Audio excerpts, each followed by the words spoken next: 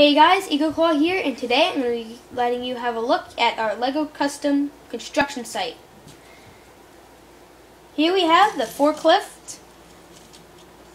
This moves up and down. You can grab boxes and then bring them back up. It has a trailer with some tools and a box in it.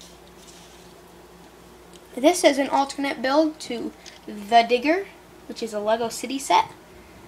It has a bucket in the front that can move up and down a little bit, and it has an openable roll cage. It also moves on its treads. Here you have two wheelbarrow people and a handcart person.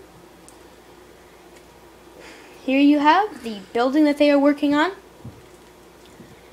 And here you have the crane. A minifig can fit in the cockpit, uses this dark, transparent windshield.